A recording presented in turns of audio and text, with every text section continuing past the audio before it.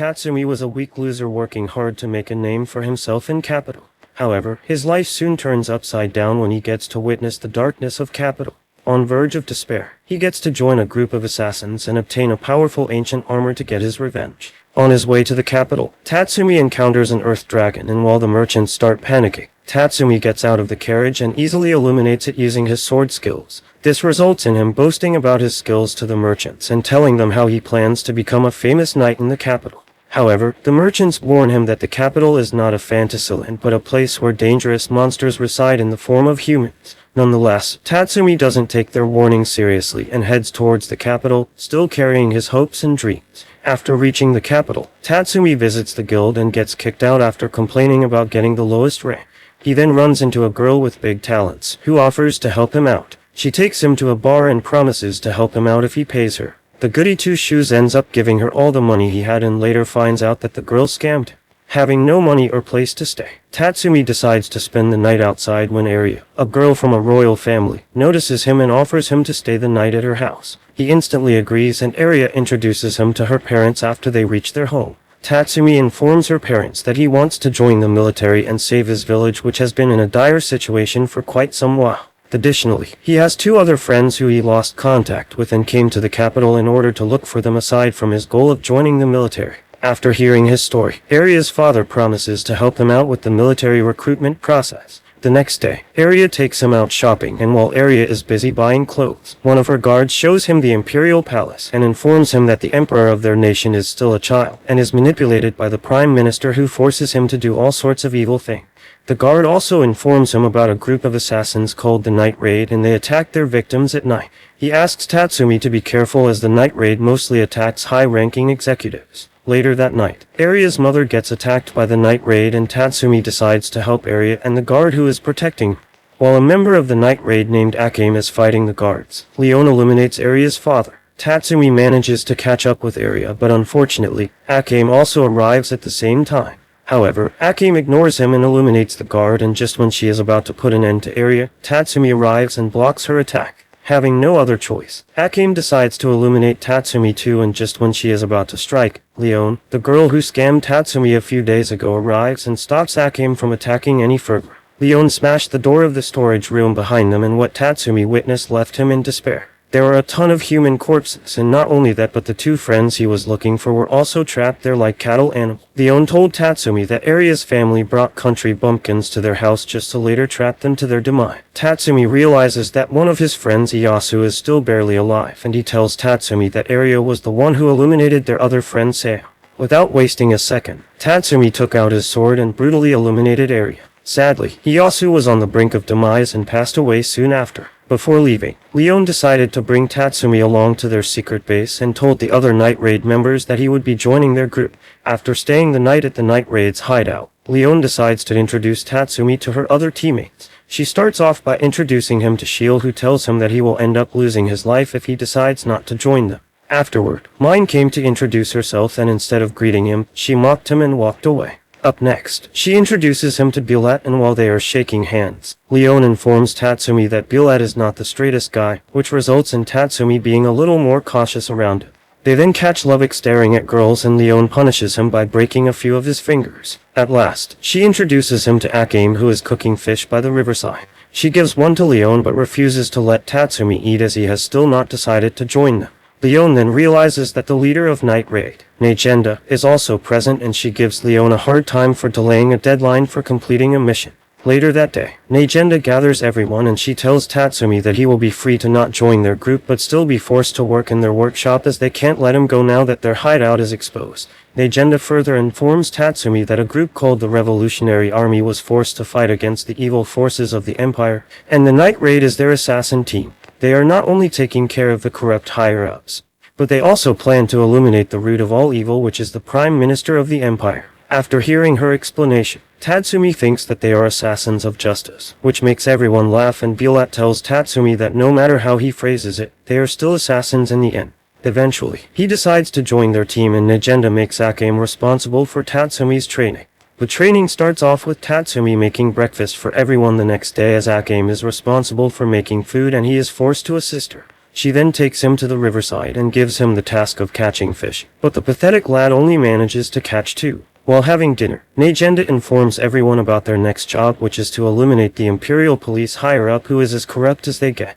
Tatsumi decides to tag along with akane and Leon, and Negenda gives him permission to do so. Before the mission started, Leon told Tatsumi a little about akane and explained that she and her sister were bought by the Empire and trained to become assassins. The next night, their mission finally started, and while akane and Leon took care of their target, Tatsumi started following his plan to take out the police higher-up named Ogre. Tatsumi manages to lure Ogre to a secluded alley and instantly attacks him. Just when Tatsumi thought that the target was eliminated, Ogre got back on his feet and pushed Tatsumi back. Ogre started overwhelming him, but as soon as Tatsumi remembered the dirty things he had done, his motivation increased and he managed to put an end to him once and for all. After the mission is complete, Tatsumi reports everything to Negenda, and akane takes off Tatsumi's clothes to check if he was hurt or poisoned by the enemy. Upon finding out that he was unscathed, he was overjoyed and praised him for doing well at his first job. However, Negenda soon ruins the mood after telling Tatsumi that his next training partner will be mine. The whole group is on a mission when bullied decides to show Tatsumi his personal armor, which is called Incursia.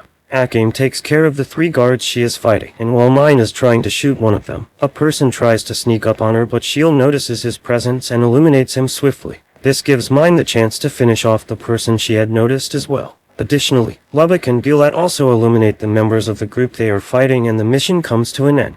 At night, Tatsumi is trying to sleep and remembers the time he spent with his old friends. The next morning, Shield finds Tatsumi waiting for Mine and tells him that she usually wakes up late. Just when she is about to go and wake her up, Negenda asks Tatsumi to do it instead, and when he enters her room, Tatsumi comes face to face with Mine, who is still changing her clothes. This results in Mine firing an energy beam at his face, which he barely dodges. However, doesn't stop there and shoots once again. Later, the 2 of them head out to explore town, and during their walk, they notice 2 men teasing a little girl. Tatsumi takes out his sword and slashes their pants, which makes the 2 of them embarrassed, and they run away. Mine then tells Tatsumi that only akane, Shield, bullied, and Negenda have their faces on the wanted poster, and the rest of them are free to roam around the town. Afterward, Tatsumi follows Mine on her shopping spree like her minion until she is done buying everything she needs. Soon after, Tatsumi notices a commotion, and Mine informs her that it is most likely a public execution, as it happens all the time. Tatsumi goes to check it out, and the sight of humans being treated like a shooting target makes him feel disgusted. On the other hand, the Emperor of the nation sentences a man to his demise for not following the Emperor's policies. This makes the fatty Prime Minister praise the Emperor for his wise decision. The person sentenced to his demise tries to inform the Emperor about how he is being manipulated, but guards and the Prime Minister shut him off before he can say any more. On the other hand, a person named Local is their next target, who kidnaps women and beats them till they pass away. For this mission, Tatsumi is Mine's personal bodyguard and is responsible for her protection while she snipes at the target. Soon after, Mine notices the target, but Tatsumi informs her that he is surrounded by innocent people. Nonetheless, that doesn't matter to Mine, as she precisely snipes Local without even injuring the people surrounding him. His assassination alerts the guards, and they make their way towards the mountain, only to run into the rest of the night raid waiting for them. On their way back, Tatsumi and Mine run into the captain of the guards protecting Local. He seems to be more skilled than the rest of them and easily dodges all the bullets Mine shoots at him. However, Tatsumi manages to catch him off guard and asks Mine to snipe him. She takes up the offer and precisely lands the shot, without injuring the little dweeb who is holding him. Later, Tatsumi walks up to Mine and hits her on the head for burning his hair because of her snipe. This results in an argument between the 2, and the other members who rush towards them are relieved to see that they are doing okay. The next morning, Tatsumi is practicing with bullied and quickly tires out after swinging his sword for a while. His practice is interrupted when akane arrives and calls him to help out with breakfast. At night, Negenda gathers everyone and informs them about their next target. He is a slasher who appears late at night and takes people's heads indiscriminately. Lubbock concludes that the person in question is undoubtedly Zank the Executioner. Mine elaborates that he was the executioner in the largest prison in the capital. He kept on executing people day after day until it became a habit, and he started beheading people at random. Bullied also informs that Zank owns Imperial arms and he can't be taken lightly. Turns out that he doesn't even know about Imperial arms. Negenda explains that around 1,000 years ago, the first emperor of the nation wanted to make weapons that could be passed down into the future. In order to create them, he gathered rare materials from all around the world and managed to create around 48 weapons. Unfortunately, due to a war about 500 years ago, half of those weapons disappeared. Akame's sword is one of those weapons, and not only that but all the weapons the other members of the Night Raid own are Imperial arms as well. This makes Tatsumi want one for himself as well, but Negenda believes that he will receive one if it's meant for him. For now, they all head out to look for Zank, but little do they know that Zank already has his eyes on them. Soon after, Tatsumi goes to an alley to take a leak and runs into his childhood friend Seiya. He follows her to an unknown location and hugs her, only to realize that it was Zank the executioner in reality, and he deceived Tatsumi using his Imperial arm. He informs Tatsumi that his Imperial arm is called Spectator, and it allows him to find out what the opponent is thinking just by looking at their expression. Tatsumi makes the first move and Zank easily dodges it. During his next attempt, Zank easily predicts Tatsumi's moves using his Imperial arm and manages to land a hit. Even though he is hurt, Tatsumi refuses to give up and gets back up. He gets hurt even more and eventually decides to put his everything into one attack. Tatsumi dashes towards Zank and manages to cut his face a little, but Zank also cuts Tatsumi's back. Just when Zank runs at him to land another one of his attacks, Akane arrives and decides to take Zank on. The fact that he can predict the moves of his opponent doesn't mean anything to Akane, as she manages to block every single one of his attacks, despite him having the advantage of knowing the future. In the midst of battle, Zank asks Akane if she hears the voices of people she has slain. However, Akane replies that she doesn't hear such voices, which disappoints Zank, and he uses another ability of his Imperial weapon and turns himself into Akane's little sister in her eyes. Tatsumi tries to tell Akane that she is only seeing an illusion, but Akane doesn't need his help as she still easily attacks Zank. This deceiving ability makes Akane even more furious, and she starts overpowering Zank, and eventually manages to swiftly cut his head. In his last moments, Zank shows his gratitude to Akane as the voices he is hearing have stopped. The next day, Tatsumi asks Akane about the person she was during her fight, but she refuses to tell him and promises to let him know when the time is right. Tatsumi wakes up and finds Shio sleeping by his side. Apparently, she is the one responsible for his training. On the other hand, Lubbock wonders if Shio can train Tatsumi without causing any trouble, and Negenda is confident that she can at least manage this much. Leon calls dibs to be Tatsumi's next trainer, and soon after Akane joins them as well and asks about the type of breakfast they want. Akane suggests eating meat as usual, and even though Lubbock tries to reject the idea, the other girls instantly agree. Meanwhile, Tatsumi is wearing heavy armor and is swimming in the river current to improve his stamina. After completing his training, he asks Shio what she typically does apart from training, to which she replies that there is nothing much she can do. She burned the meat when Shio tried cooking, made a mess when cleaning, mistook sugar for salt, and accidentally washed mine with the laundry. Afterward, she informs him about her past and starts the story by letting him know that she is clumsy and bad at everything from the start. Everyone used to rudely treat her apart from one friend who was always nice to her no matter what. One day, that friend's ex-boyfriend came and started strangling her because he was intoxicated. In order to save her friend, Shio picked up a knife and slashed the boyfriend, even though the incident was ruled out as self-defense. Her snake of a friend never talked to her afterward. Later, the boyfriend's homies came to avenge him but were taken out easily by Shield, and this made her realize that she had a hidden talent in taking people's lives. Eventually, the Revolutionary Army recruited her and she became a part of the Night Raid. After returning back to the hideout, Negenda gives the Imperial arm they got from Zank to Tatsumi. He tries to use it and notices that he is able to see through the clothes. However, his enjoyment doesn't last long and Tatsumi starts feeling unwell. Akane removes the Imperial arm as it starts to reject Tatsumi for being such a lowly loser. In the end, Negenda decides to send it to the Revolutionary Army to see if someone there is compatible with it. She then hands over a book to Tatsumi with information regarding all the Imperial arms, talking about the strongest Imperial arm. Negenda informs him that it is one that uses the powers of ice, but the user is currently not present in the capital. The discussion about the Imperial arms makes Tatsumi think that one of them might even have the power to resurrect humans, but Bullied informs him that none of them have such powers. The first emperor would have already resurrected himself if such powers existed. This shatters all the hopes that Tatsumi had, but luckily, Shield decides to comfort him and makes him feel better by enveloping him in her arms. The next day, Tatsumi is hanging out with Leon when a bunch of guys start confronting Leon for scamming them. On the other hand, the Prime Minister had enough of getting bullied by the Night Raid and plans to call Esdeath, the user of the Imperial arm with powers related to ice, back to the capital to deal with them. While trying to run away, they get separated, but luckily a member of the Imperial Police called Suryu decides to help Tatsumi out. Apparently, she has a little dog which is supposed to be an Imperial arm. After showing him the way, Suryu thinks about how she has to avenge her late teacher, Ogre, who was illuminated by the Night Raid.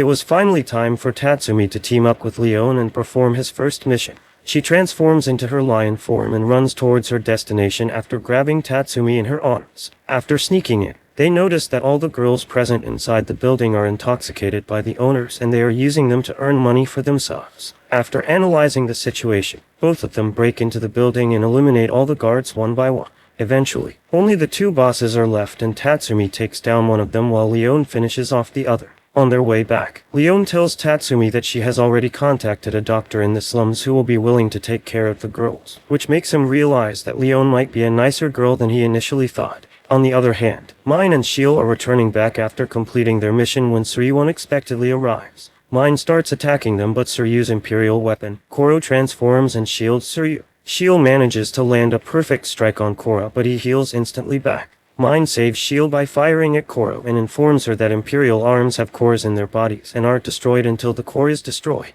Suddenly, Koro transforms into an even buffed out version and starts raining down punches on Shield. This gives Mine the opportunity to attack Koro with her energy beam but it manages to heal itself from the attack as the core remains untouched. Shield decides to go for Suryu instead and pushes her into the forest. Koro tries to go after them but Mine stops it by attacking its body. Shield keeps on overwhelming Suryu until she severs both her arms. Surprisingly, Suryu has a gun hidden in her severed arm and she fires at Shield, only for the bullet to be blocked by Shield's imperial arm. This time, Shield cuts off her remaining limbs as well to ensure that no other hidden gun is left in her body. Seeing how the battle wasn't going their way, Suryu tells Koro to go berserk and it once again transforms. This time it is an even more powerful one and Koro manages to grab Mine and starts crushing her. Luckily, Shield runs at Koro and cuts off the arm which is crushing Mine. Suddenly, Shield is shot from behind and it turns out that Suryu has a hidden gun inside her mouth as well. This sudden attack paralyzes Shield, giving Koro the chance to attack and split Shield in half.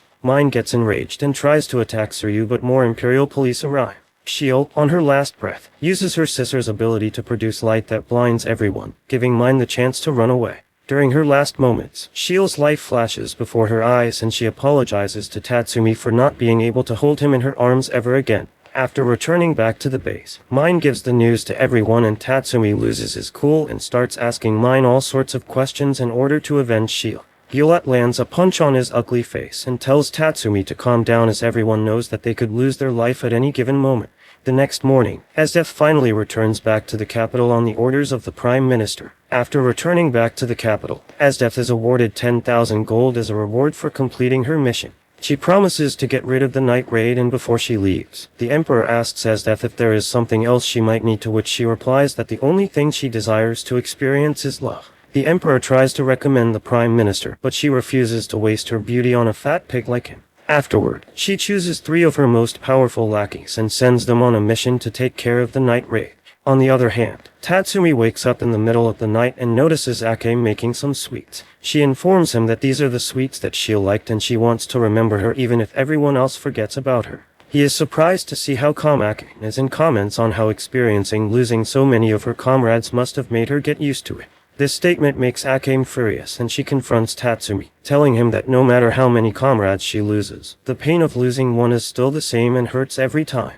Tatsumi apologizes and promises to try his best and not meet his demise anytime soon. The next morning, he starts practicing his swordsmanship with Akane when Bullied joins and starts training him as well. On the other hand, one of the rare honest higher-ups of the nation is heading towards the capital when the team as if formed arrives and brutally slaughters all of them including the higher-up and her daughter. After they are done with the job, they make sure to leave some coasters behind, framing Night Raid for the job and making them look like the culprit. The agenda soon notices their moves and informs everyone about it, ordering Leon to head out to the capital and observe Asdef's movement. Negenda further tells the team that all the people who lost their lives because of Asdef's team were people who cared about the nation and wanted to help in any way possible, to protect other innocent people from getting slain. Negenda explains the 2 political officials that will be targeted next and asks Tatsumi, Bullied to guard one of them and Lubbock to guard the other one. Apparently, the target Tatsumi and Bullied are supposed to guard is present on a ship and Tatsumi boards the ship while Bullied stays invisible, which is one of Incursio's many abilities. While they are looking out for enemies, Bullied tells him the story of his past when a general he used to look up to was framed by the government. When the general returned to the capital, they refused to hear any of his appeals and set him up as a criminal. Soon after, the invisibility ability starts running out and Bullied goes into hiding. leaving Tatsumi to watch out for enemies. On the other hand, Leon watches over Esdeath, and all her plans of targeting her vanish from her mind when she notices the evil and powerful aura radiating from her body. Back on the ship, Esdeath's team is present and one of them starts playing the flute. This music coming out of the flute makes everyone unconscious, but Tatsumi struggles and somehow manages to keep himself awake. Suddenly, one of the Esdeath's team appears and starts fighting Tatsumi using his imperial arm. Just when Tatsumi is about to make a brain-dead move, bullied arrives and punches the crap out of him. The Esdeath's group member introduces himself as Deidara and bullied chooses to fight him, asking Tatsumi to learn from his way of fighting. The other two try to attack bullied at the same time, but he kicks them away and cuts Deidara in half at the same time. Bullied then notices that one of the members is his previous general, named Liver, who was wrongfully accused by the capital. General Liver tells bullied that it was Esdeath who saved him from the punishment and he decided to serve her for the rest of his life. Fortunately, bullied is not bothered by this reunion and treats Liver as his enemy. Liver reveals his imperial arm, which has the ability to control water. It is the worst situation to fight an ability that is related to water, considering they are currently present in the middle of the ocean. While bullied is fighting Liver, Tatsumi decides to take on the flute guy, but he instantly starts getting overwhelmed by the sheer speed of his attacks. Bullied manages to cut through one of Liver's attacks, which prompt him to attack Bullied with multiple wounds, which ends up dealing some damage. Even after the attack, Liver doesn't give it a rest and keeps on attacking Bullied until he thinks that Bullied is finished. However, Liver is severely mistaken as Bullied is still alive and lunges towards Liver to deal the finishing blow, but is forced to deal with the flute guy, making him miss the sole chance he had. Tatsumi apologizes to Bullied for being a loser and not being able to hold off a skinny-looking wannabe musician. At this moment, Bullied has already exhausted Incurcio and decides to fight Liver using his sword. Liver takes him on, and after exchanging a few blows, Bullied manages to land one that almost finishes Liver off. However, Liver still has a trump card and uses a technique called Blade of Blood to control his blood and make it pierce through Bullied's body, dealing an enormous amount of damage. This attack uses Liver's own life force and he is not able to fight any longer, but the same could be said for Bullied as the blood contains poison and its effects have already started to make things worse for Bullied. Now the only one left for Tatsumi to fight is the flute guy. He plays his flute once again, and this time, his body transforms and turns into an even uglier version of Hulk. Noticing how he doesn't have much time left, Bullied gives Incurcio to Tatsumi and asks him to use it in this fight. Tatsumi hesitated for a while, but eventually accepted it and called out its name. Surprisingly, the passion burning inside Tatsumi allows Incurcio to upgrade its version and a new and even more powerful one comes out. Tatsumi can feel the overwhelming strength flowing through his body, and both the flute boy and Tatsumi dashes toward each other, throwing punches. The strength of Tatsumi's punch turns out to be far greater, and he throws the flute boy away. He crashes into the ship's structure with such force that ends his life. Bullied is impressed by Tatsumi, but his life energy drains away and he looks at Tatsumi for one last time. After Bullied passes away, Tatsumi thanks him for giving Incurcio and apologizes for always causing trouble while tears come out of his eyes. On the other hand, a messenger brings a message for Kuron, Akane's little sister, to come back to the capital as a new organization is being formed. After returning back to the hideout, Mine asks the other members to train with her, only to realize that Tatsumi and Lubbock are already bus training, as they are the only boys left in the group after Bullied's demise. The main reason Tatsumi is trying to increase his strength is because of how much energy Incurcio drains. Soon after, Neigenda arrives and informs them that she will be visiting the Revolutionary Army's hideout to deliver the Imperial arms they gathered from Esdeath's crew. Before leaving, she makes Akane the leader and praises Tatsumi for doing a good job at the mission, even though they ended up losing Bullied. Leon also mentions that Bullied once told her how Tatsumi has potential and might one day even surpass his level of strength.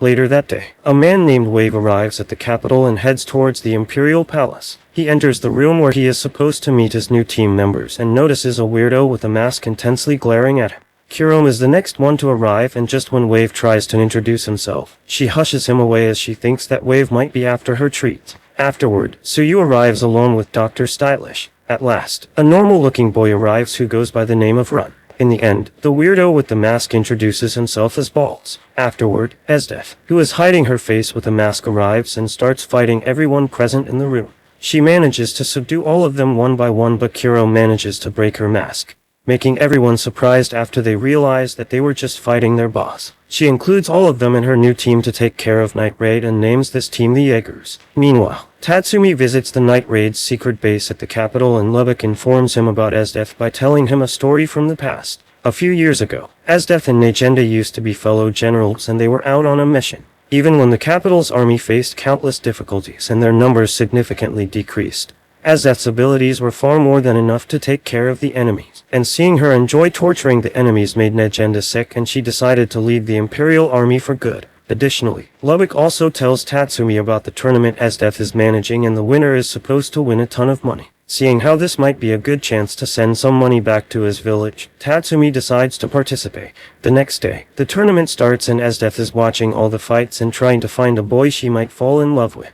Finally, it is time for Tatsumi's fight and his opponent is a literal fat cow. Even when the size difference between them is noticeable, Tatsumi doesn't give up and after using some clever moves, he manages to defeat it. Asdeath is impressed by his fighting style, and the way Tatsumi smiles after his win makes Asdeath fall for him. She enters the fighting ring on her own and puts a chain on Tatsumi's neck. She plans to take him to her room and do all sorts of questionable things with the midget boy. After returning back to the base, Lubbock and Leon inform Akane about Tatsumi being kidnapped. This makes her change their hideout and also plan to do everything they can to bring Tatsumi back. The Jaegers go on their very first mission together and Asdeath takes Tatsumi along as a backup member. He catches a glimpse of Suryu and barely manages to control himself from ending her life.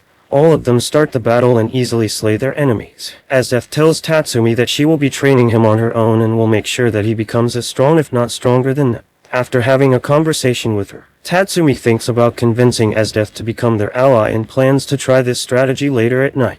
After returning to the Imperial Palace, Asdeath takes Tatsumi to her room and after taking a shower, she sits on the bed with him. The cherry boy receives his first kiss followed by Asdeath pinning him down. Tatsumi gathers up his courage and asks Asdeath for a request, wanting her to fight along with him in the Revolutionary Army. This results in Tatsumi receiving a slap from her, but he still doesn't give up and mentions how the two of them might become enemies one day. Asdeath replies that it won't be happening as he will be staying with her forever. Tatsumi gets up and rejects her ideas, wanting Asdeath to change her principles. The two of them start arguing and Tatsumi's stubbornness makes Asdeath fall for him even more. The next day, she introduces Tatsumi as the backup member to everyone else and takes advice from Balls on how to make Tatsumi fall in love with her. The following day, Tatsumi visits the meeting room where Wave and Kurome are already present. He gathers up the courage and asks Kurome about Akane, and she replies that Akane is indeed her older sister whom she wants to illuminate with her own two hands. Soon after, Asdeath arrives and tells the members present in the room about their upcoming mission. She puts Wave and Tatsumi in a single team while Kurome and herself are in the other. On their way to the location of the mission, some monsters attack Tatsumi and Wave and during the fight, he finds the perfect opportunity to run away. Later, Wave realizes that Tatsumi ran away and transforms into an armor similar to Incursio to find him. On the other hand, Tatsumi had already managed to get away after using Incursio, but Wave found him soon enough. He thinks of Tatsumi as someone else and starts fighting him. Tatsumi keeps on getting destroyed by his attacks, but he focuses on running away and manages to hide using the invisibility ability until Wave leaves. Soon after the incursion's abilities wear off and a beast appears in front of Tatsumi. Luckily, Akane arrives at the exact moment and saves Tatsumi after illuminating the beast. Their sentimental conversation is interrupted when Lubbock drags them back to the hideout before any more enemies arrive. Meanwhile, Wave receives his punishment for letting Tatsumi escape and she orders her team to capture Tatsumi alive if possible but also allows them to eliminate him if things get out of hand. Back at the hideout, Tatsumi informs everyone about the things he saw and found during his time at the Imperial Palace. Additionally, Akane informed everyone that Kurome thinks of her as a traitor even though she chose to stay in the capital when Akane offered to escape together. In the end, Akane makes up her mind to put an end to Asdeath even if she is the most powerful in the capital. Dr. Stylish is also roaming around the forest with some creeps and he eventually manages to find the Night Raid's hideout. While everyone is chilling at the hideout, Leon goes out to wash her face and one of Dr. Stylish party members attacks and knocks Leon out. He sends more of his soldiers towards the hideout as well. Lubbock is the first one to encounter one of them and his strings don't affect their bodies as the modified soldiers are very flexible. He manages to take care of one but a whole army arrives and so does Akane. With a single strike of her sword, she manages to eliminate all of them but one of the main members of their group with an imperial arm arrives. While Akane is busy in her fight, Tatsumi goes out of the hideout and faces another one of Doctor's mech. He whips out the imperial arm that Shield used and seeing it in his hand makes Tatsumi lose his cool. Tatsumi attacks him aimlessly which results in his sword shattering upon impact. He keeps on getting tossed around until Mine arrives and she gets furious after seeing his imperial arm as well. Just when he lunges at mine, she attacks him with one of her strongest beams, completely eradicating him and leaving no trace behind. At the same time, a flying danger beast arrives and surprisingly, Negenda is the one riding it along with the two new members she brought for her team. On the other hand, Akane manages to cut off one of his opponent's limbs. However, he keeps on pressing her until Akane cuts off everything except for one leg and Lubbock manages to finish him off with a surprise attack from his back. While Mine and Tatsumi are looking at the flying danger beast, another one of Doctor's men attacks them from behind but is stopped by Leon, who lands a brutal kick on his ugly, disgusting face. She confronts him for attacking her like a wimp earlier and finishes him off with a single strike. Suddenly, several more of Doctor's modified beasts surround them and the remaining members of the Night Raid fall on the ground, not being able to move due to Doctor's paralyzing poison. Tatsumi, who is currently using Incursio, is the only one left safe and decides to fight all the enemies in order to keep others safe. Just then, one of the comrades Negenda brought lands near them and took care of all the enemies, eliminating them one by one without taking a single hit. Seeing how the Doctor's plan is not working, he explodes all his test subjects, and even when Susanoo receives a lot of injury, he is able to heal in an instant due to his abilities being an orgasmic type of Imperial weapon. Furthermore, Negenda finds the location of the Doctor and orders Susanoo to deal with them. He soon manages to catch up to them and forces the Doctor to take a potion which transforms him into a ginormous monster. Seeing how Susanoo is having difficulties fighting that monster alone, Tatsumi and Akame decide to give him a hand.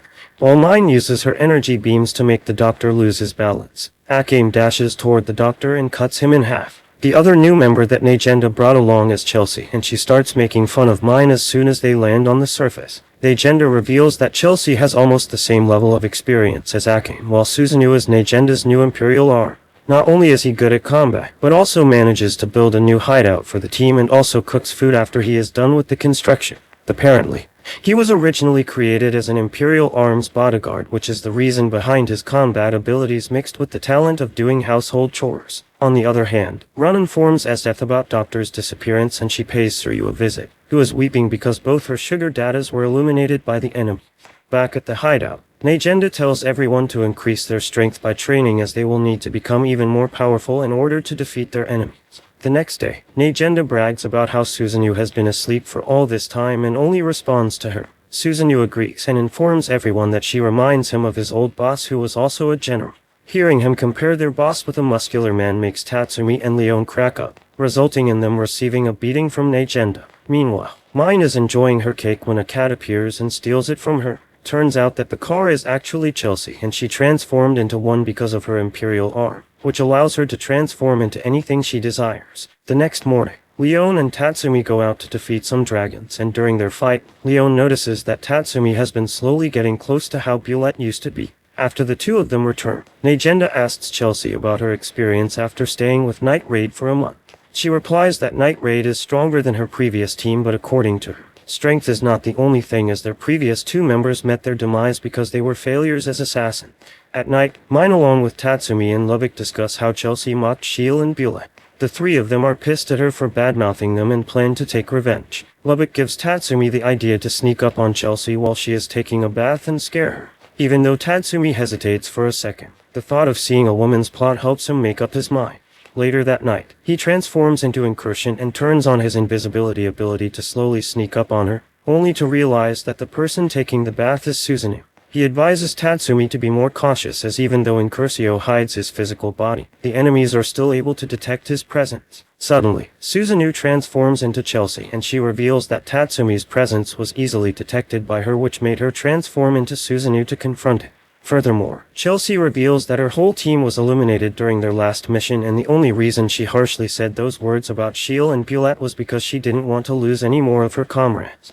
The same night, a family is hanging out in their house when mysterious beasts attack them and devour the whole family. The next day, the Emperor praises Esdeath for her contributions, and later, the Night Raid reveals the information about the beasts appearing in the forest and asks Esdeath to take care of them. Later that day, the same beasts attack a group of merchants, but Balls burn them to crisp before the beast even gets a chance to hurt them. Instead of thanking Balls, the merchant gets terrified by his appearance and shows their gratitude to Suryu instead.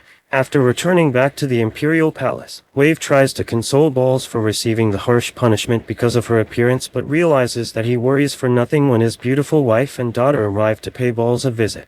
On the other hand, Tatsumi is busy training with Susanoo and he advises Tatsumi to always find the weak point of his enemies. The conversation then shifts to Tatsumi calling Susanoo a member of their gang, but they are interrupted when Akane arrives and informs them about the beasts that have been appearing around the forest lately. Later, they all gather around in their new hideout and Negenda informs them about all the information she was able to gather about the beasts. She orders them to take care of them and ignore the Jaegers as they are already working on their extermination. While everyone agrees, Chelsea thinks otherwise and believes that it is best if they let Jaegers take care of them. Tatsumi replies and tells Chelsea that even though they are assassins, the night raid is still on the people's side, and they need to do everything in order to make sure no innocent person is eliminated because of the beast. Instead of praising him for the speech, Susanoo reveals that Tatsumi's fly has been open for a while and requests him to close it. This results in Tatsumi drowning in embarrassment while the others make fun of him for acting cool even when his junk is revealed. Legenda tells Chelsea that the whole squad is like this and even though she likes their attitude, she is still worried that this kindness might take Tatsumi's life one day. Meanwhile, Ran informs Esdeath about the whole situation that happened to the doctor and reveals that the mysterious beasts could, in fact, be a creation of his. At night, Tatsumi and Lubbock head out to take care of the beasts, and Tatsumi asks Lubbock the reason he always calls Negenda so respectfully. Lubbock finally shares his secret and tells Tatsumi that he belonged to a rich household and nothing really interests him until his eyes are laid upon Negenda. He followed her and joined the army, staying by her side even when she became the leader of the night raid. Eventually, they decide to split up and find the beasts. Tatsumi heads to the top of the mountain to get a better view and removes Incursio. Simultaneously, Esdeath is flying on a magic beast when she notices someone standing on the mountain. Thinking that it is an enemy, she makes a perfect landing only to realize that it is none other than the love of her life. The beast tries attacking them but Esdeath takes care of them in an instant, looking forward to the time they will be spending together. After taking care of the beasts, she gives Tatsumi a hug and praises him for becoming even stronger since the last time she saw him. However, their happy reunion is interrupted when the person who controls the beast appears in front of Esdeath and Tatsumi. He deploys a magic circle which teleports both of them to some other place. Apparently, that place is an island in the middle of nowhere. Esdeath informs Tatsumi that some of the Imperial arms have the ability to control space and time, which might be the ability due to which they were teleported. Without wasting any more time, Esdeath makes an ice tower to get a better view of their location and later mentions how this feels like a date. Suddenly, a ginormous beast appears which looks similar to the doctor's transformed state. Esdeath attacks it using ice spikes but it is not enough to defeat it. Tatsumi notices that the spot on the beast's forehead seems fragile and advises her to target it instead of the beast's body. However, before Esdeath gets a chance, Tatsumi runs at the beast and cuts the fragile spot, defeating the beast. Eventually, Esdeath lands the finishing blow by crushing the beast with a giant ice ball. And seeing her powers makes Tatsumi question if a meat master like Akane is enough to defeat her. After they defeat the beast, both of them explore the island and gather everything that they might need in order to survive. Eventually, night falls and a small magic circle appears. Esdeath informs Tatsumi that they might be able to teleport back as according to her, a real magic circle could appear on the places that are already marked. While they wait for the magic circle to appear, Esdeath asks Tatsumi about his life, to which Tatsumi replies that he learned swordsmanship from a teacher in their village and he also taught him the art of forging a weapon. Afterward, Tatsumi realizes that it might be a perfect opportunity to gather information and asks Esdeath about her past. Esdeath informs him that she is not originally from the capital but from a clan called Pardas. It is a race that targets wild beasts, and she was the daughter of the clan's leader. They all used to live peacefully and hunt beasts to make a living until one day they were attacked by the northern tribe and her father met his demise as a result. This made Tatsumi think that her battle with the northern tribe after becoming a general might be to avenge her father, but surprisingly, she didn't have such feelings. The only reason she attacked them was because it was what she was ordered to do by the capital. Furthermore, he asks her about her imperial arm, to which she replies that a few years ago, the night raid gave her the choice to choose any imperial weapon she desired. As expected, the most powerful imperial arm caught her attention, and even though it had taken the lives of people who tried to make a contract with it, Esdeath still gave it a try and successfully managed to form a contract. Having this conversation made Tatsumi realize that Esdeath is a twisted person to begin with and he can never bring her to their side. After their conversation ends, the magic circle finally appears and Tatsumi enters it before Esdeath and manages to hide using his invisibility ability before she gets a chance to find him after returning back to the mountain. A higher-up was chilling in his room when Chelsea, who has taken the form of a maid, infiltrates his room and stabs him with a needle, ending his life. Suddenly, Wave and Kurom arrive in the room as well, and Chelsea manages to hide herself by transforming into a cat. Back at the hideout, Leon and Lubbock start to mock Tatsumi for enjoying his time with Esdeath on a deserted island while everyone else is busy fighting for their lives. Afterward, Negenda informs them about their mission, which is regarding Path of Peace, the religious group that has been gaining popularity lately. According to Negenda, the Path of Peace will most likely revolt against the corrupt government of the Empire, and they will need to take advantage of it. The Revolutionary Army will join, due to which the capital will have to face enemies from both the inside and outside the city. This battle will surely create an opening for the Night Raid to deal with that pig of a prime minister. However, the Path of Peace is currently not in the best spot as their current advisor. Bullock is actually a spy sent by the Prime Minister. The Night Raid will first have to deal with Bullock, which will allow the Path of Peace to successfully contribute to the final battle. But before the final battle, Negenda plans on dealing with the Jaegers and wants to lure them out of the capital and attack them. On the other hand, Run arrives and informs Esdeath that Akane and Mine were spotted near the eastern side of capital, and Esdeath plans to make full use of this opportunity to hunt them. 6 of the Jaegers head out, and a few spies of the Revolutionary Army end up spotting them and relaying the message to Negenda. While they are waiting for the Jaegers to arrive, the Night Raid members start to have fun by the river, and Lubbock can't stand the fact that girls are showing off their swimsuits to Tatsumi and Naden, on their way to where the Night Raid was stopped. Esdeath mentions that either the Night Raid has lowered their guard and was spotted because of it, or it is a trap. Nonetheless, Esdeath doesn't care whichever one it is and wants to rush and defeat them once and for all. She splits them into 2 teams and asks Wave, Balls, and Kurom to go after Akane while the others pursue Negenda. With that being said, Kurom's group finally enters the valley where they find a suspicious-looking scarecrow.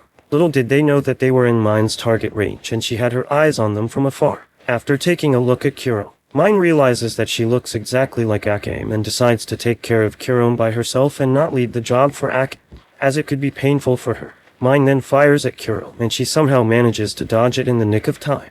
But they don't have much time to settle down as Susanoo appears and sends Wave flying away with a single strike. Along with Susanoo, the rest of the Night Raid also reveals themselves. Kurom is delighted to see her older sister and summons all her undead to make up for their lack of comrades. Without wasting another second, Akane dashes forward and attacks her little sister, but they are evenly matched and their battle is interrupted when one of the undead arrives to assist Kurom. Balls uses the opportunity and attacks Kurom, but Tatsumi manages to save her at the last time, advising her to not rush into things. The undead beast suddenly lets out an energy beam from his mouth, surprising everyone with the sheer amount of power it holds. Negenda asks a few of the members to take the beast together, but Susanoo offers to fight it alone, as his strength is enough to take something like that down. Meanwhile, another one of Kurom's undead attacks Mine, and she uses guns as well, and it turns out to be the perfect type of battle for Mine.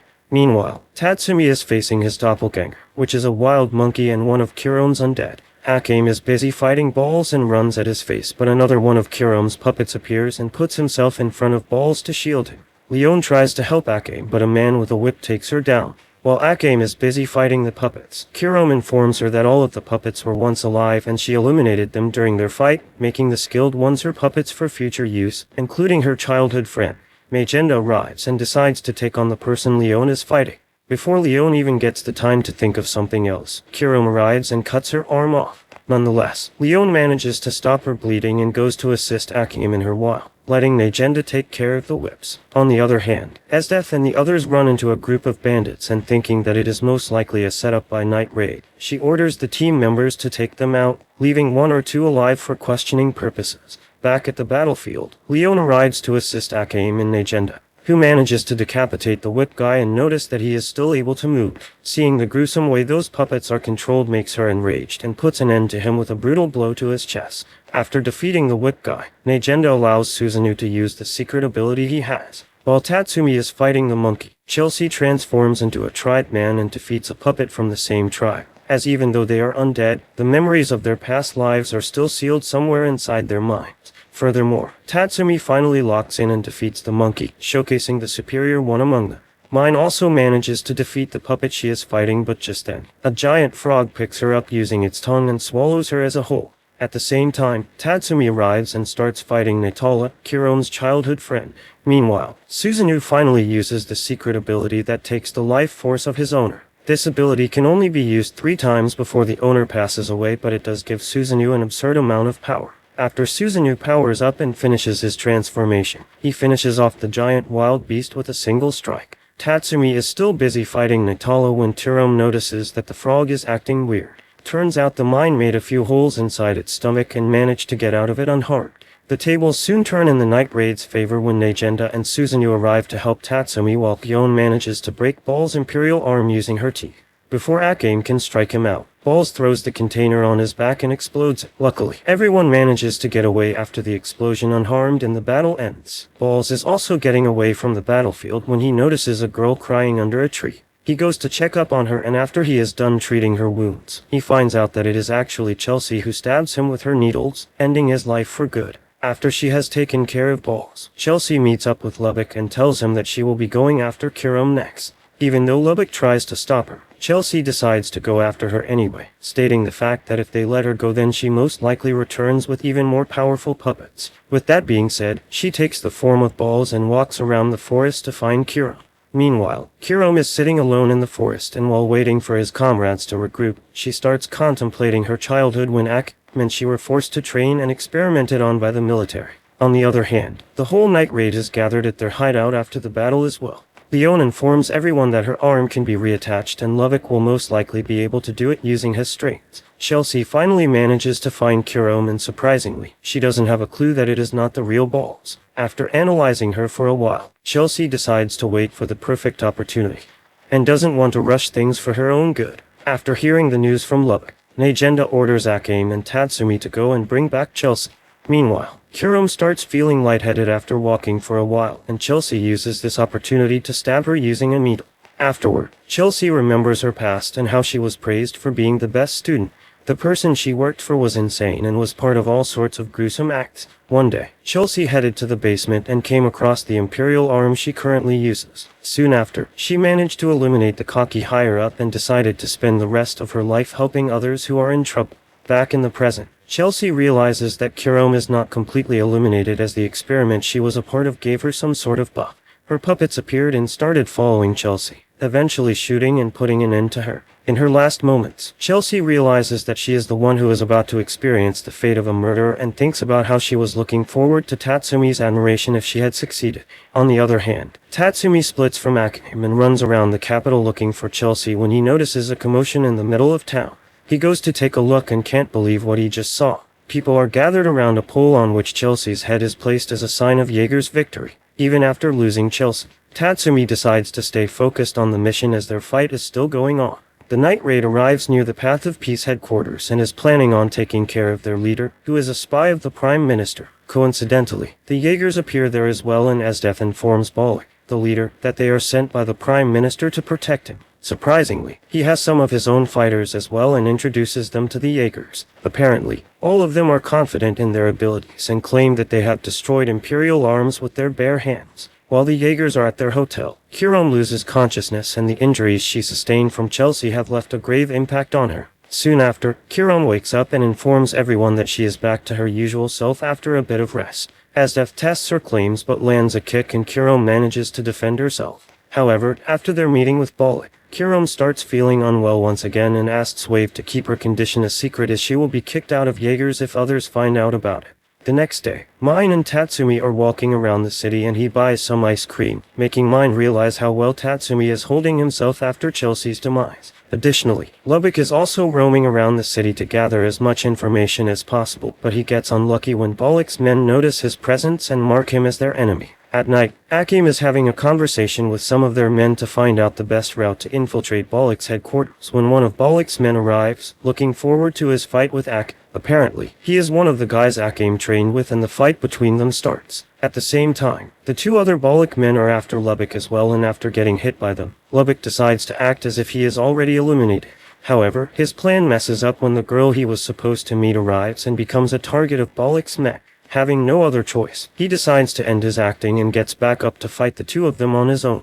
On the other hand, after a short confrontation, Akane easily manages to cut her opponent into pieces and proves the fact that she is leagues above his skill level. However, the battle is still not over as Run arrives, and instead of attacking her, he flies away after gathering information. Lubbock manages to defend himself against their attacks and makes a spear with his strings, which ultimately stabs the big guy in his chest. Surprisingly, the trick is still not ever as the strings undo their shapes and slice off the big guy's heart from the inside, resulting in an instant demise. Now only the girl is left and a weird liquid starts coming out of her body which covers all his strings, making them completely useless. She attacks him with her superhuman speed, and just when the girl is about to put an end to him, two daggers appear from behind and stab the girl, which were controlled by the strings Lubbock had kept hidden from her. Meanwhile, Tatsumi and Mine are resting on the mountain when the founder of Path of Peace arrives and introduces himself, advising Mine and Tatsumi to become a couple. This statement makes them furious, and it results in a fight between the two. The next morning, the Jaegers are hanging out around the town with the new member that just joined them who is called Suzuka. Meanwhile, Negenda plans on infiltrating the Peace Path headquarters on the night of the festival and blending in with the crowd to make things easier for them. With that being said, Suzuno arrives and brings a ton of food for everyone. Everyone gets the meals apart from Tatsumi, who receives a kid's meal with a little flag on it. Later that day, Tatsumi and Mine go around the town after canceling them but get found out and are forced to get away from the city. Tsuyu manages to find them and is surprised after seeing Tatsumi hanging out with Night Raid's members. She rains down multiple rockets on them, but Tatsumi barely escapes along with Mine. Thinking that they are far enough to rest, Suzuko arrives and attacks them, but they both are able to dodge it flawlessly. Katsumi decides to take on Suzuka and asks Mine to fight Tsuyu. Eventually, Tsuyu catches up to them and fires a military-grade missile at her, but Mine remains unscratched. Following that, Mine starts randomly shooting bullets at Koro, and Tsuyu orders Koro to transform after realizing that Mine is trying to damage its core. After Koro's transformation, the battle becomes even harder for Mine and she starts getting cornered while taking damage at the same time. On the other hand, Suzuno along with Leon and Akame also infiltrates the headquarters. Hiro arrives to defend the place, and just when Leon is about to attack her, Wave arrives and asks Leon to fight him instead. As Death enters Bollock's room and orders him to stay there while stabbing his face with her heels, giving him the time of his life. Meanwhile, even after sustaining a lot of damage, Tatsumi keeps on fighting Suzuka and has an idea to use brute force to take her down. He breaks the building where they are fighting and the falling debris crushes Suzuka, ending their fight with Tatsumi as the victor. Simultaneously, Mine thinks about all the hardships she has gone through and makes up her mind to not lose this easily. Her Imperial arm responds to her emotions, and with a terrifyingly strong laser beam, she cuts both Koro and Tsuyu in half, finally avenging one of her best friends at the night raid. However, Tsuyu has one last move and she plans on self-destructing to make sure she takes Mine life as well. Without wasting any more time, Mine tries to run as far as she can, and just when she is about to get enveloped by the explosion, Tatsumi arrives and manages to save her. She shows her gratitude for saving her life and slowly starts falling for him. Luckily, Bollock doesn't listen to Esdeath and leaves his chamber, eventually running into Lubbock and Akame, who finish him off. After hearing about what happened at the Peace Path's headquarters, the higher-up of the capital starts panicking, and the Prime Minister calms them down and introduces his son to them. He plans on teaming up with the chief commander of the capital to put an end to the night raid for good. The next day, Tatsumi and Lubbock are keeping tabs on the military's activity and discuss how they will be taking advantage of the commotion and sneak into the palace to finish the Prime Minister. At the same time, Leon and Mine are discovering the underground water system of the capital to find the best way to infiltrate the palace. Leon suddenly asks Mine about her relationship with Tatsumi, as she has been noticing some changes in their behavior. Mine blushes for a while but dodges the question and goes on to complete their task. On their way to meet up with an accomplice, Lubbock tells Tatsumi about how he plans to propose his love to Negenda after the battle is over, and then asks Tatsumi about how far he has gone with Mine.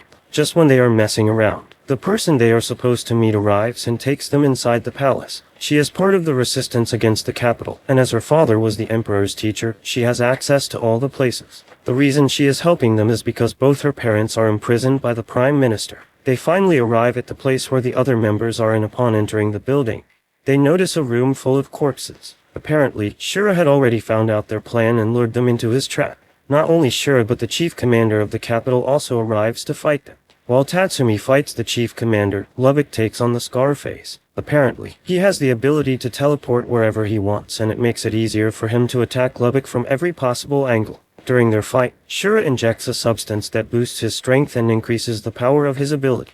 No matter where Lubbock tries to run, Shura appears and attacks him. On the other hand, Tatsumi keeps on trying to attack the chief commander and he uses his lighting ability on Tatsumi, dealing an immense amount of damage. Suddenly, the girl who helped him restricts Lubbock's movements but Shura cuts her down, warning her to not interfere with his fight. The way he treats the girl enraged Lubbock and he severs Shura's arm. Apparently, Lubbock was not just running around but was carefully placing his strings all over the place. Just when Lubbock thinks that the battle is over, the girl stabs him from behind and asks Shura to let her parents go and he reveals that her parents have already met their demise. With this last chance he got, Shura teleports Lubbock into space but little does he know that a string is still attached to his arm. Lubbock forces Shura to come along and then stabs his heart with a spear. After finishing him off, Shura's ability disappears and Lubbock is brought back to the world but is teleported in the sky. He falls to his demise, thinking of the time he spent with the night raid and how he won't be seeing Agenda anymore. Tatsumi, who has already captured, watched Lubbock fall to his demise and screams in pain. The Prime Minister doesn't care after hearing news about his son passing away and is glad that Tatsumi was captured by the chief commander. The next day, flyers are spread around the town, announcing Tatsumi's public execution. At night, Mine tells Akane that she will be going to save Tatsumi. And it turns out that she is not the only one with that plan in mind as the whole night raid has decided to help the loser out. On the other hand, Esdith pays Tatsumi a visit to his jail cell and even after finding out that he is with the night raid, she gives him another chance to join her. However, he refuses and she informs him that his only option other than joining her is execution.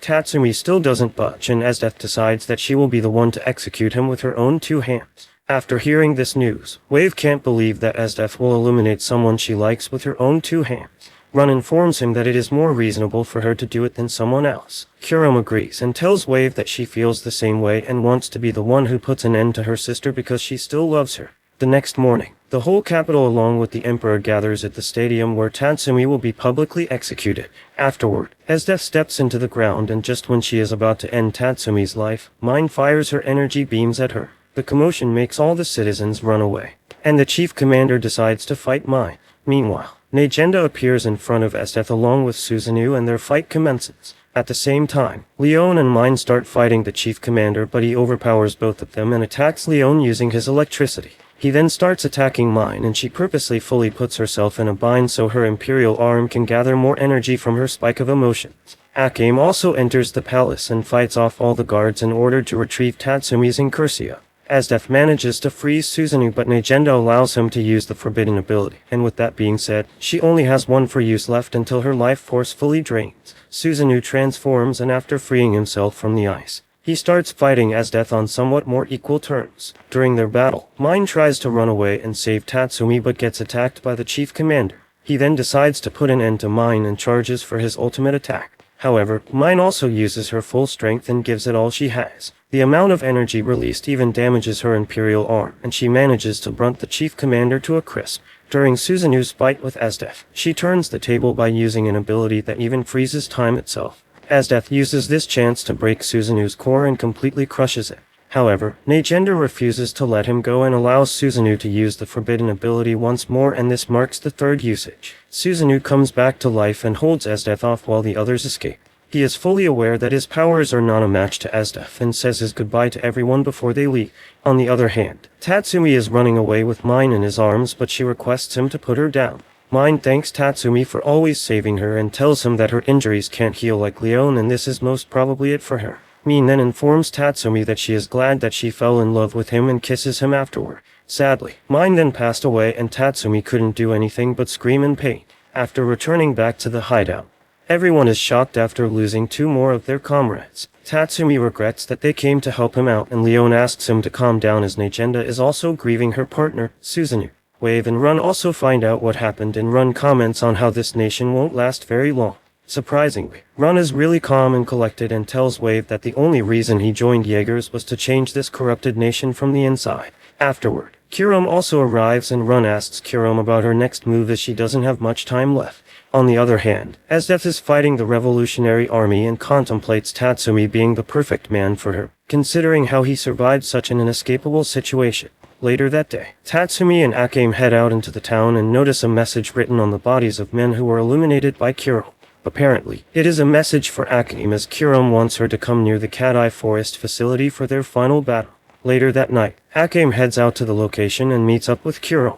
Both the sisters quietly sit in the church and reminisce about their past. Kurome tells Akane that she used to love her so much, but all that was for nothing as Akane eventually betrayed her to join Night Raid. Following that, Kurome calls her puppets and the fight between them commences. Akane fights all three of them at once, and during their fight, she tries to make Kurome believe that it is not possible for her to keep assassinating innocent citizens on the corrupt higher-ups' orders. Their fight is interrupted when a giant beast wakes up and starts attacking them.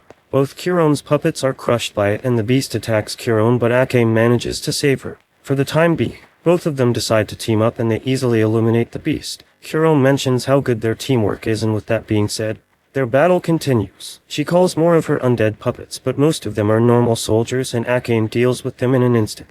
Akane then dashes towards Kurome but is forced to step back when Wave arrives. However, he is not the only one, as Tatsumi also appears and tells Wave to not interrupt their fight. Kurome also agrees and requests Wave to let them fight, and he eventually agrees. The battle once again continues, and this time, Akane gets the upper hand and she manages to finish Kurome off. Wave starts regretting his powerlessness and Akane tells him that coming to the battlefield was more than enough. She then hands over Kurome's body to Wave and he takes her away. After everything is done, Akane can't hold her emotions any longer and screams in pain while hugging Tatsumi. At night, Wave buries Kurome and tells her that his main goal was to protect the capital, but he is unsure what to do anymore. At the hideout, Akane comments on how empty the place feels, and Negenda informs everyone about the Night Raid's last mission, which is to eliminate the Prime Minister. The next morning, Negenda charged towards the capital along with the whole revolutionary army. At the same time, Akane, Tatsumi, and Leon infiltrate the palace and make their way towards the throne room after eliminating all the guards. Unfortunately, Run comes in their way and the fight between them starts. He informs Leon about his wish to change the corrupt nation as well, to which she replies that he should be on their side.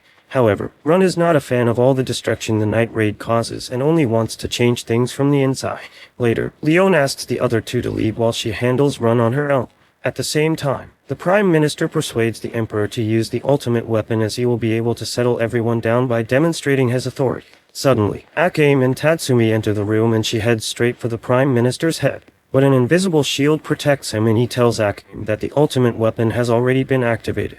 The floor starts breaking and a ginormous robot emerges from within the palace. Everyone is surprised to see it and the Emperor starts attacking aimlessly in order to demonstrate his authority. The Prime Minister riles him up and the Emperor mindlessly accepts his praise and keeps on attacking the town. Tatsumi gets enraged and dashes towards the robot, trying to land some attacks, but none of them seem to have any effect. The Emperor manages to catch Tatsumi and throws him on the ground. Just when he is about to step on him, Wave arrives and saves Tatsumi. He lets Tatsumi know that his sole goal is to protect the people of the capital. On the other hand, Leon saves Run from flying debris and they both decide to put their fight aside and save as many people as they can.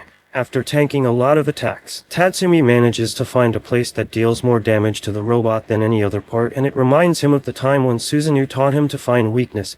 Tatsumi asks Wave to create an opening for him and he rushes towards the weak spot, attacking it using as much force as possible. Unfortunately, the Emperor deals with him by blasting Tatsumi away. Wave tries to help him out but gets attacked by him as well. Surprisingly, Tatsumi has still not given up and he gets back on his feet, calling out in Cursio's name.